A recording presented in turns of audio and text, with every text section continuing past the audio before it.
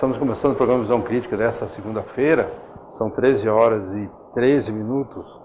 Estamos começando o jornal hoje um pouquinho além do horário, pela quantidade de matérias, mas dá tempo ainda a gente fazer um bom programa aqui, discutir assuntos de extrema relevância aqui para o município de Pontes de Lacerda. Hoje, um pouquinho de política, vamos falar sobre a questão já eleitoral, né, a questão de campanha eleitoral visando as eleições do ano que vem. O pontapé inicial da campanha para 2020, das eleições municipais de 2020, foi dado pelo próprio prefeito Alcindo Barcelos, quando ele, numa entrevista à TV Guaporé, ele disse que não seria candidato à reeleição, até porque, dentre outros motivos, ele colocou até o motivo da própria mãe dele, que não teria permitido, não teria dado autorização para que ele continuasse no executivo. Com isso, ele fora do páreo, né, o campo está aberto para os novos candidatos, para as novas candidaturas aí, embora eu não acredite nem um pouquinho naquilo que ele fala. Mas acredito que, até porque acho que ele deve sair candidato a prefeito à reeleição. Mas, começando nesse processo eleitoral, o segundo ponto importante que aconteceu agora nesse dia foi o lançamento do PSL, informação que o PSL, partido do presidente Jair Bolsonaro, definiu na região, no estado inteiro e aqui na região, alguns municípios onde eles devem ter um candidato a prefeito. E nesse momento foi lançada a pré-candidatura do Dr. Ramon Júnior, advogado, ex-presidente da seccional da OAB aqui de Pontes de Lacerda, extremamente conhecido, família toda daqui de Pontes de Lacerda.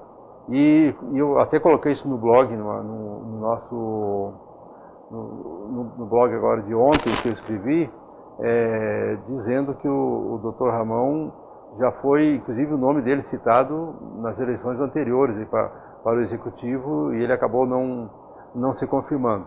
Mas agora parece que as coisas estão mudando e esse lançamento é bastante importante para a gente começar a ter realmente um termômetro aí, ter um cenário e ir montando com calma o cenário das eleições municipais do ano que vem. E é o Dr. Ramon que está conosco hoje aqui para a gente conversar e bater um papo sobre isso, né? E eu agradeço muito por ter aceitado esse convite. Boa tarde, Dr. Ramon.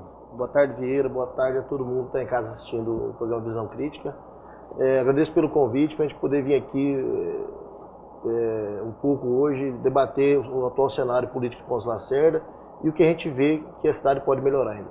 Tá certo. Bom, essa pré-candidatura foi colocada, Dr. Ramon, alguma coisa a ver com contraponto direto à administração de Alcindo Barcelos, ou é em função do próprio partido ter realmente aquela ideia de crescimento? Não, Vieira, o partido tinha a ideia de lançar um candidato aqui em Pontes de Lacerda e me fizeram o convite há uns 10, 15 dias atrás.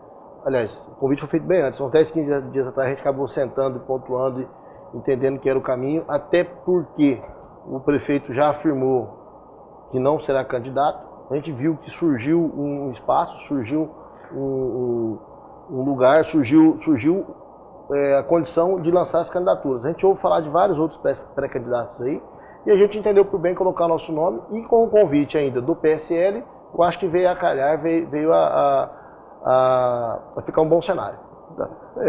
Como é que o PSL está vendo essa questão das eleições do ano que vem? Vai haver um arco de alianças? Tem algum partido que fica fora? O pessoal de esquerda vai ficar fora? Vão seguir a mesma linha do capitão Bolsonaro? Na reunião que a gente teve lá em Cuiabá, no gabinete do deputado Silvio Favro, é pontuado bem isso. Eles não têm objeção contra a coligação, só não aceita coligar com o partido de extrema esquerda, né? Então, acho que já é meio natural isso aí, que o PSL não vá com o partido de extrema esquerda, mas se for algum outro partido de centro, que as pessoas sejam pessoas boas, a gente está aberto para filiação. Tem uma linha programática já do partido com relação às eleições municipais? Para prefeito, qual é a linha, qual é a meta, o que vocês estão pretendendo, qual é o argumento principal do partido? Bom, o principal argumento do partido hoje é o alinhamento político com o governo federal, né? Está querendo aumentar o partido, temos a senadora Selma do partido, temos o deputado federal Barbudo, 2 deputados estaduais e o presidente da República. Então, o caminho, além do bom diálogo que tem com o governador do estado. Então, o caminho que tem hoje o partido é fazer o alinhamento político até o presidente da República. Até porque o próprio Congresso hoje, no PSL hoje, é o segundo maior partido do Congresso, então tem um peso muito grande. Você vê que foi uma avalanche, né? O efeito Bolsonaro, o PSL que era um partido minúsculo, com o efeito Bolsonaro, fizeram vários deputados, vários senadores, deputados estaduais, deputados federais. Então, o partido hoje está vendo que esse efeito Bolsonaro ainda traz resultado, né? E o partido vai explorar bem isso aqui para poder aumentar o número de cadeiras agora nos municípios. Em Ponta Lacerda, a gente percebeu na eleição para a presidência da República que houve uma grande mobilização, né? Tiveram algumas lideranças, até jovens inclusive, né, em que assumiram a campanha do presidente e fizeram um movimento muito interessante, se mobilizaram mesmo, centenas de carros, fizeram passeata, né, fizeram reuniões e tal. Você acha que essas mesmas pessoas vocês vão conseguir trazer também para o PSL, para as eleições, né? Porque muitos aqui lá apoiaram, depende do prefeito Alcino, apoiaram outro candidato. Você acha que vocês vão conseguir fazer esse mesmo trabalho? A intenção do partido é mobilizar, sim, mobilizar as pessoas que fizeram a campanha do presidente Bolsonaro aqui em Ponta Lacerda, que elas venham abraçar a candidatura do PSL aqui. Só que a gente sabe que não é 100%, não tem condições de abraçar todo mundo. Como você falou, muitas daquelas pessoas apoiaram a candidatura do Alcino na eleição anterior, né? Então a gente tem a intenção de trazer todo mundo de novo, né? De montar esse grande movimento aí, com os mesmos pensamentos do deputado do presidente Bolsonaro. Aqui em Mato Grosso, o partido é capitaneado pelo deputado Barbudo, que também tem a mesma postura do presidente Bolsonaro. Então, no estado de Mato Grosso, pelo menos no estado de Mato Grosso, a linha é aproveitar e trabalhar em cima do que foi na campanha para presidente. Tá certo. Bom, aqui em Ponta Lacerda, contando nessa possibilidade que você comentou no seu primeiro pronunciamento aqui, de que você acreditando, né, de que o prefeito Alcino Barcelos seja fora desse processo eleitoral, né, que não vá para a reeleição. Como é que você imagina que seja o quadro, como é que vocês pensam que fique o quadro eleitoral na história? Você sai como candidato do PSL, você acredita que tem outros candidatos também que devam sair? A gente ouve falar de vários pré-candidatos. Eu já estive conversando pessoalmente com algum deles, né? A gente ouve falar do Júlio, da Estrada do Matão, Júlio César, eu ouvi falar com o Caio Román também, a gente tem conversado bastante. Não conversei pessoalmente com o Alcino, mas conversei com pessoas ligadas a ele, que me afirmaram que ele não é candidato, né? A gente ouve falar muito do Dito Braga, recorrentemente a gente ouve falar do Madeu Favato, novamente a gente ouve o nome dele circulando. O vereador Ivanildo, a gente ouve falar também do nome dele. Então, eu penso que o cenário está bem aberto ainda. O Romes, você acha que volta?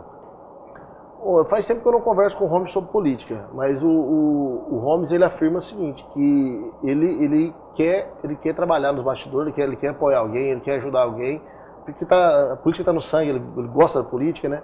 Mas a princípio ele não se lançou candidato ainda, mas também não descartou a possibilidade. Tá certo. Bom, e se a mãe do prefeito Alcino liberar ele? Bom, muda o quadro? Quem conhece o Alcino igual a gente conheceu, já ajudei ele em campanha política, na campanha de deputado, onde ele disputou. A gente vê que ele tem uma gana muito grande por eleição, né? Ele gosta, ele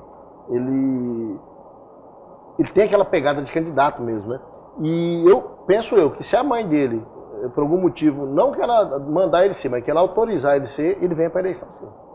A tendência é essa, né? A tendência é essa, né? Ele não é... Eu não vejo... Até pela aprovação que o nome dele tem na cidade, eu te ouvo falar por conta do asfalto que está sendo feito, por conta das pontes que estão sendo feitas, a aprovação dele no meio da população, no momento, é boa. Então a gente vê que se ele tiver condição de disputar a eleição, eu acredito que ele venha disputar sim. Ele venha disputar, né? Tá certo. Bom, a gente vai para o intervalo comercial, aí logo em seguida a gente volta, e aí nós vamos falar sobre os programas de Pontes Lacerda, como é que o pré-candidato do PSL, Dr. Ramon Júnior, vê o município de Pontes Lacerda e qual é a perspectiva, e no caso dele, quais são os motes de campanha que ele vai usar aí para as eleições de 2020. Nós vamos para o intervalo e já voltamos.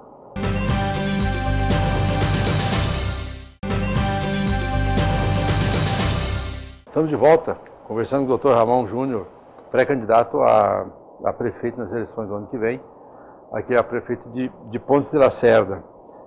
Nós estamos falando aqui no intervalo, e é até bom dar uma conversada aqui, Dr. Ramon, a questão das mudanças no processo eleitoral do ano que vem, né? Algumas coisas vão mudar e que vai acabar dificultando, mudando um pouquinho a forma de se fazer política, de fazer a campanha. Um dos pontos essenciais lá é com relação a não ter mais coligação, né? Vieira, para vereador agora, a coligação para majoritária permanece como era, né? Agora para vereador mesmo, ela acabou. A coligação não tem mais a coligação. O que está acontecendo na prática que a gente está observando? As pessoas que estavam em partido, que era nome único do partido, estão procurando outros partidos para se filiarem, partidos que estejam montando estrutura. O PSL está montando estrutura, a gente ouve falar do PRB, do prefeito Alcino, que estão montando estrutura, alguns candidatos, os vereadores estão indo para lá. Alguns outros grupos estão unidos já, com um grupo montado de vereadores, escolhendo para qual partido vão. Por quê? Porque não tem mais a coligação. Então, 6 meses antes da eleição, vão ter que estar afiliados no partido já para poder, dali, já sair a chapa pronta dali, né? Não vai ter aquela situação de sentar na mesa lá, todos os partidos, no dia da convenção, e ficar desenhando. Não vai ter mais isso. Então, a coligação permanece indo para o executivo, mas para vereadores não tem mais. O que está fazendo é que surgindo novos blocos, novos grupos de candidatos, onde eles não estão aceitando que vereadores com mandato se filiem ao partido, né? Justamente para não fazer escada para quem já está na cadeira. Então é um cenário bem diferente, uma coisa nova, né? A gente está vendo como que vai acontecer. Tá certo. Porque agora, inclusive, a gente fica sabendo que alguns partidos, como você falou, realmente o pessoal não está querendo trazer já candidato forte, porque teoricamente os outros mais fracos vão juntar votos, porque ainda é proporcional a eleição ainda, né?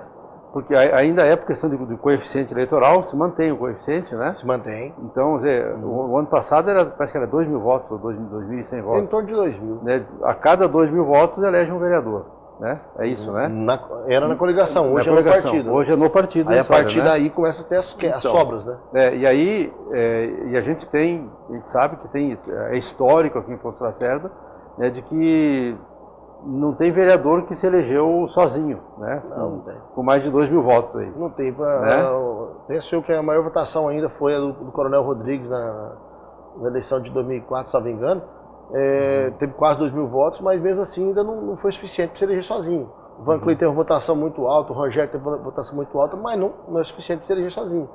Então, sempre precisou das coligações. Hoje, acabando a coligação, eles vão ter que ir para um partido onde eles têm uma condição boa de se eleger, só que os partidos de candidatos novos não estão aceitando quem já tem cadeira. Então, o cenário está ficando bem provável que quem tem cadeira, muitos vão ter que se unir para dali disputar a eleição juntos. Porque, inclusive, na última eleição, já aconteceu isso, né? Partidos pequenos chamaram candidatos, né? E os candidatos foram eleitos e depois simplesmente esqueceram do partido e acabou, né? Foi o caso típico do PV, né? Que o Rogério foi eleito pelo PV, o PV esteve apoiando o candidato Gomes, da oposição. O Rogério, desde o primeiro dia de governo, já foi apoiar o prefeito Alcino, né? E largou mão do PV, né? Tanto que o PV hoje a gente não ouve nem falar. Me parece que foi o caso do Solidariedade também, me parece que a Márcia Pache e o Antônio da Dengue, né? Márcia Ponte, desculpa, sempre teve a Márcia Pache, foi repórter nossa aqui. A Márcia Ponte e o Antônio da Dengue também foram para o partido, assumiram, né? E aí depois quem estava liderando o partido, o executivo do partido, acabou perdendo a força. Né? Então isso é um problema sério que tem que enfrentar. Eu acho que foi inclusive tentando colocar aquela situação mais de ideologia partidária mesmo para os candidatos, que encerrou-se as coligações. Penso que pode ter sido isso aí, que por mais que o camarada hoje, que o cidadão hoje queira ser candidato, ele tem que ir para o partido 6 meses antes. Antes era 1 ano, depois mudou para 6 meses, só que agora ele já não tem a opção dele escolher para onde vai a coligação. Ele tem que ir para um partido onde já tem um número de vereadores. O cara não pode ficar hoje num partido pequeno para ser candidato único do partido, porque provavelmente ele não vai conseguir o número de votos suficiente para se eleger sozinho, né? Então hoje tem aquela questão mais de ideologia mesmo. A pessoa tem que estar num partido que ele se identifique para a eleição e disputar uma cadeira, se elegendo ou ajudando a eleição de quem tem o mesmo pensamento ideológico dele. Dentro do partido, tá certo. Doutor Ramon, Pontes Lacerda hoje tem o prefeito, né, de Pontes Lacerda hoje colocou como base, ou como uma linha, né, de atuação, a questão de estradas vicinais, né, construção de pontes que não são pontes, são pontilhões, são colocados, né, não é ponte construída de concreto lá, né, outra forma bem mais barata, mas a população considera como ponte, né, e o asfalto de graça, de uma ação claramente assistencialista e eleitoreira. Como é que o senhor está vendo isso e quais são os aspectos em que o senhor considera relevantes e que não estão sendo atendidos pelo atual mandato? Bom, você pontuou. Hoje o prefeito Alcindo ele tem uma secretaria muito atuante, que é a Secretaria de Obras, que é a secretaria onde é o carro-chefe dele, né? Todos os esforços são direcionados para a Secretaria de Obras, que está sendo feito um bom trabalho na secretaria. Só que a gente pensa que a administração pública, a administração do município, ele não é só uma secretaria, ele tem que ter um equilíbrio entre todas as secretarias. Assistência social, esporte, educação, saúde principalmente, que a gente vê muita reclamação de falta de médicos nos postos de saúde hoje. Então eu acho que falta um pouco hoje, na gestão atual, esse equilíbrio entre as secretarias.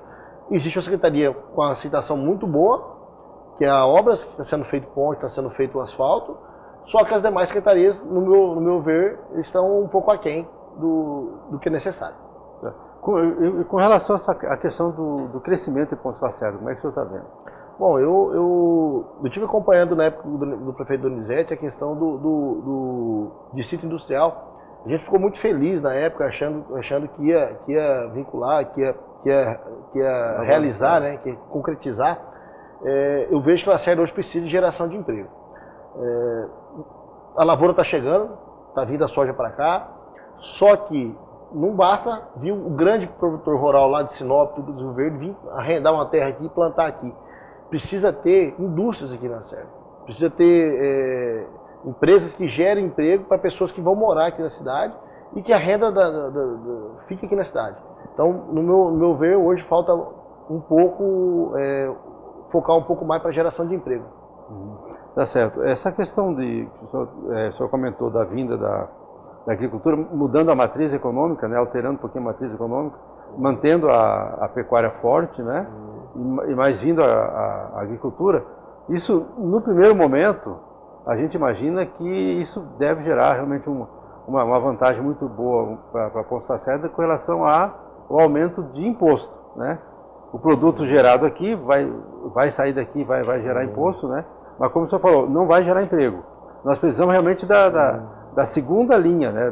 Da segunda atividade secundária para que realmente, como acontece com as mineradoras aqui, por exemplo. Eu imagino assim, o emprego vai gerar, só que não vai gerar a contento, vai aumentar um pouco o número de empregos, mas não da forma como se tivesse uma indústria, né? Aqui. Uhum. Uma fazenda que planta lavoura aí, ele tem mais funcionários do que quem planta pecuária, uma área do mesmo tamanho. Só que tem muito menos com indústria, né? Então, pensando em geração de emprego mesmo, é bem-vindo, lógico, é muito bem-vindo, só que precisamos também de indústrias em Ponta Lacerda. Agora, esses dias, semana passada, saiu uma informação, a previsão do IBGE com relação ao número, à estimativa da população de Ponta Lacerda. De 2017 para 2018, segundo o IBGE, Ponta Lacerda cresceu em número de habitantes, em número de 353, 350 e pouco. Né? Isso vem contrariar, vem de encontro àquilo que a gente prega. Lacerda está crescendo, Lacerda está crescendo, está crescendo. Os números oficiais não estão dizendo isso. Né? O que o senhor considera? Que tipo de visão o senhor tem sobre esse caso? Bom, desde o censo anterior a gente já imagina que não está correto, né? A gente ouve falar de pessoas aí que momentaneamente moram na cidade, estão trabalhando em fazendas, que o censo chegava lá na casa, ele estava fechado, não entrevistava ninguém e ficava fora, e também não ia na fazenda. Porque aí nas fazendas faziam mais pelo funcionário de carteira, e muitas vezes o cara estava trabalhando como diarista, né? Como empreiteiro. Eu imagino que tem que ser feito realmente, não só no Ponta Lacerda, no Brasil todo, um levantamento completo mesmo, de casa por casa, para que todo mundo apareça, né? E a gente tem uma visão do que realmente acontece. Eu imagino que a população da Lacerda é pelo menos 10 a 15% maior do que está constando no censo. Tá certo. Bom, um outro problema que a gente percebe aqui, eu gostaria de ver a sua opinião sobre isso, é a questão da saúde em Ponta Lacerda. Né? Nós temos o Hospital Vale do Guaporé, a nossa Santa Casa, né? Temos aí, são 9 ESFs, né? E a gente tem reclamação geral com relação a essa questão da saúde. A população reclama dos ESF, que, como o senhor comentou antes, às vezes normalmente não tem médico, sempre falta, né, um número certo de médicos, e a Santa Casa acaba também reclamando muito, porque pela ausência de médico no PSF, o pessoal acaba indo tudo direto na Santa Casa e acaba aumentando o número de atendimento, complicando o atendimento lá no hospital. E aí, por outro lado, o que a gente vê? É ambulância andando dia e noite, né, de Ponta Lacerda para Cáceres. Só para lhe ajudar. Na época do presidente da Santa Casa, Ideraldo Pires da Costa, Ponta Lacerda tinha 2 cirurgiões. A cada 15 dias, qualquer hora que você ia lá, tinha cirurgião e tinha anestesista. O custo era alto, mas se tinha aquilo ali. Dava déficit na Santa Casa, mas se tinha o cirurgião. Hoje, o cirurgião vem e fica ali 4, 5 dias, 10 dias no máximo, atinge a meta que ele precisa atingir e vai embora. Né? E aí todos os atendimentos a partir do cumprimento da meta do médico, todos os atendimentos que dependam, né, de cirurgia, algum outro que não seja eletiva, a cirurgia, e qualquer outro procedimento mais urgente, é ambulancioterapia. Né? O pessoal vai correr para lá. Você acha que essa, na sua visão, essa forma de fazer saúde? Não, Lacerda sempre se colocou como polo da região, né? E essa questão da saúde, hoje, como você falou, ambulancioterapia. Hoje tem mais paciente, pode-se dizer, em Cáceres do que aqui no próprio hospital. Tem que ponderar, Vieira, que o trabalho que é feito na Santa Casa já há muitos anos, pela população, pela sociedade, hoje está presidido pelo Fábio Herbert, com a Eliana e o Leandro Matsuda e o Mauro Ramos, que fazem parte da diretoria. Esse trabalho já vem sido feito de vários anos, é o que está salvando a saúde de Ponta Lacerda. Hoje, a Santa Casa, ela atende, ela faz o serviço dos ECFs, ela faz o serviço da UPA, que não tem em Ponta Lacerda, vai tudo para Santa Casa. O que era para ser um hospital, hoje ela virou um pronto-socorro, um pronto atendimento. E sobrecarrega a Santa Casa. Mas, se não fosse esse trabalho da sociedade em cima da Santa Casa, a situação era muito pior. Tá certo. E na área da educação? A educação, nesse período, nesse mandato agora, o prefeito acabou inaugurando uma creche, né? Mas inaugurou por pressão do Ministério Público, que colocou até multa em cima se não tivesse, pediu com prazo para poder fazer. O resto a gente não vê mudança nenhuma na história, nem investimento, né, e muito menos melhoria também para os professores ali. Como é que o senhor está vendo essa situação? Eu não conheço bem ao certo o processo determinou a criação das vagas nas creches, mas eu sei que existe. Eu sei que existe, foi uma determinação, inclusive passiva de multa, que obrigou com que fosse feita essa creche, fosse inaugurada a creche que já era pronta, né? Mas eu vejo assim, que ainda falta um pouco, ainda falta mais ainda falta um olhar mais humano, um olhar mais pontual da real situação das escolas rurais, dos ônibus que fazem o transporte escolar, e as próprias vagas nas creches, né? Que hoje ainda, por mais que inaugurou uma creche, ainda falta muita vaga ainda. Ponta Lacerda tem, nesse ano, um orçamento aí, parece que passa de 185 milhões, né? Isso dá em torno de 10, 11 milhões, aí, um pouco mais de 12 milhões por mês.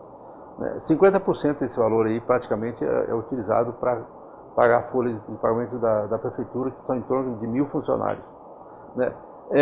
Como é que o senhor vê? O prefeito fez alardeou, né, na cidade aí, dizendo que conseguiu economizar 10 milhões de reais no ano passado e esse ano, né, para poder fazer investimento. O senhor não acha que 10 milhões por ano é muito pouco para fazer investimento? Bom, sendo forma de economia, eu acho que é um valor bom. Só que poderia aumentar no caso de emendas de outros deputados. Que esse 10 milhões não seria para fazer o investimento, seria para fazer a contrapartida. Então de 10 milhões poderia virar 50, 60 milhões, desde que tivesse uma boa aceitação com emendas de deputados. A gente ouve falar, não sei ao certo números, né, mas a gente ouve falar de verbas que foram encaminhadas aos deputados que o município não deu a contrapartida, e deixou de receber esse dinheiro. Então, por mais que a economia, a gente bate palma, que foi muito bem feita a economia, para sobrar o dinheiro, a gente pensa que esse dinheiro, você não precisava ter tirado da saúde, não precisava ter tirado da assistência social, você precisava ter aberto as portas do município para receber dinheiro de fora. Isso que eu percebo que não tem acontecido. Tá. O senhor não acha que é um contrassenso a gente falar assim, economizou 10 milhões de reais? O município, ele é um ente federativo que busca o bem social. A finalidade dele é social, né? Então, quando fala assim, eu estou economizando, ele está tirando dinheiro de algum lugar. Se não foi corrupção, se não foi objeto de corrupção, de desvio de recurso lá atrás, no mandato anterior, né, ele fez economia. Né? Essa economia, normalmente, acabou afetando quem? Afetando a pessoa, o lado mais fraco da população. Né? Não tem assistência social, não tem sequer, acho que nem secretário de assistência social, acho que não tem. Acho que tem coordenador lá. Né? Não tem secretário de esporte, eu acho que de esporte tem. Coordenador. Né? Não tem secretário de indústria e comércio. Né? A Secretaria de Agricultura é só de agricultura familiar, não está preparada e nem está se preparando para a agricultura de alto volume que está chegando aqui em Ponta Lacerda. Como é que o senhor vê isso? Essa economia de um lado, para depois colocar tudo em asfalto de graça para outro, né? Mas quanto que a população está penando nesse lado social aí? Eu torno a falar para você, no meu modo de pensar, o que falta é equilíbrio. Você não pode sacrificar uma secretaria para economizar dinheiro para investir em outra. Parabéns, está de parabéns pela asfalto que está sendo feita, está de parabéns pelas pontes que estão sendo feitas, mas da onde surgiu essa economia? Com o pessoal não foi, com equipe, com folha de pagamento não foi. Então, essa economia que foi feita de outras secretarias. Né? Agora, tem que tirar o chapéu. Economizou, juntou dinheiro, está fazendo asfalto de graça, está fazendo asfalto. No nosso pensar, não é um asfalto ideal, que não está sendo feito galeria de água pluvial, não está sendo feito o esgoto, né? Mas está sendo feito asfalto. Para quem nunca teve um asfalto na porta de casa, hoje tem, bate palma. Só que tem que ter um equilíbrio em todas as secretarias. Esse asfalto poderia ser feito da mesma forma com recursos do governo federal. Isso que a gente pensa, que a gente prega, que o município tem que trabalhar de portas abertas para as emendas que tem que vir de Brasília. Tá certo. Doutor Ramon, nós estamos chegando no final do programa, só eu queria fazer uma última pergunta, o seguinte: a mobilização, como é que está, como é que o senhor pretende fazer com que esse partido novo, PSL, foi criado agora recentemente, né? Como é que ele está a nível nacional, né? Inclusive até aquela questão de viabilidade do partido, porque tem uma lei agora aí que eu acho que tem um período aí para ver que os partidos têm que ter um percentual mínimo, né, de eleitores de filiados nos estados. Depois tem uma série de restrições. E como é que o senhor está vendo isso? E como é que o senhor espera que o partido se reúna, se mobilize, né, para que tenha uma força expressiva e que seja percebida politicamente nas próximas eleições?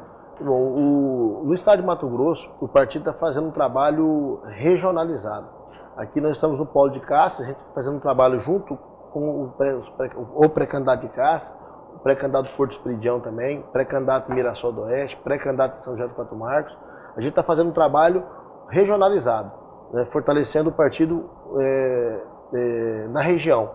Aqui em Pouso Lacerda, eu imagino espero contar com o apoio daquelas pessoas que apoiaram o presidente Bolsonaro aqui na Lacerda. Eu espero contar com o apoio deles e também dos que não votaram no Bolsonaro, né? Mas as pessoas que têm o pensamento de que a gente tem que fazer algo que a gente se está bem fazendo e que a gente veja a viabilidade de fazer. E eu acredito que com esse alinhamento político com o presidente da República, a gente tem condições plenas de realizar aqui em Pouso Lacerda um bom trabalho. Tá certo. Quando um eleitor lhe encontrar na rua e falar assim: você é candidato a prefeito? Sou candidato a prefeito. E ele perguntar para o senhor: o que o senhor vai fazer se o senhor for eleito? Quais são as linhas mestres, quais são a base da sua candidatura? Bom, a política não tem mais espaço para promessas mirabolantes, né? Não adianta falar que vai fazer um estádio de futebol aqui na Lacerda. A gente não tem espaço para isso mais na política. O que eu posso garantir para as pessoas é o seguinte: que o lado social vai ter um olhar especial, a saúde vai ter um olhar especial, a educação vai ter um olhar especial, o esporte, que como é que eu tô gordinho, eu sou oriundo do esporte também, eu já representei Pouso Lacerda jogando jogos para fora. Vai ter um olhar especial também, sem deixar de investir em infraestrutura. Como que vai fazer isso então? Ele vai economizar? Vai economizar também, só que não vai tirar de uma secretaria para investir na outra. A gente vai ter que abrir as portas para o investimento vindo do governo federal. Tá certo.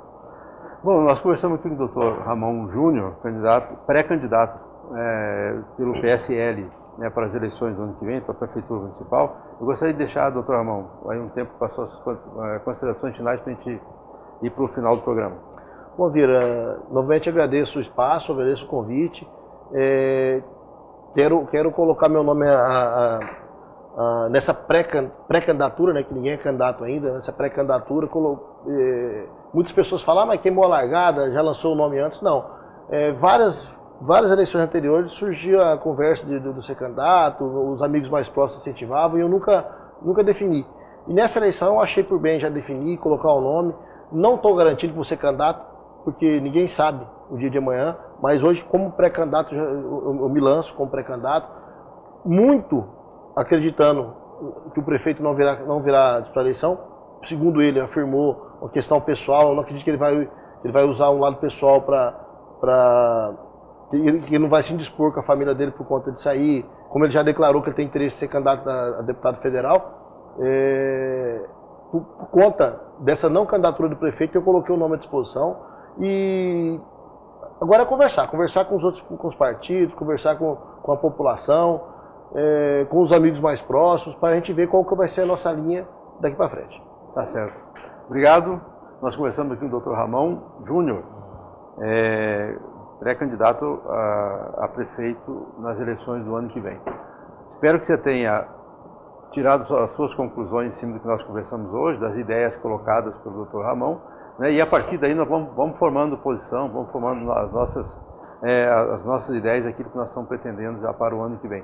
Vamos só começar a analisar realmente de forma crítica, né, a conversa de cada um, é importante isso, né? A gente conversar, ver, analisar para que a gente possa ter uma Pontes Lacerda aí diferente daqui para frente. Às vezes o poder público pode não ajudar nada, mas ele pode atrapalhar muito, já é um grande problema, né? Pontes Lacerda hoje precisa crescer, precisa desenvolver, e a gente precisa de ter pessoas com visão diferenciada para que o nosso município tenha daqui para frente um outro nível de crescimento, outro índice de desenvolvimento. Obrigado, doutor Ramon, mais uma vez. Obrigado a você que ficou conosco até esse momento. E a gente volta semana que vem, se Deus quiser. A todos nós, uma bela semana.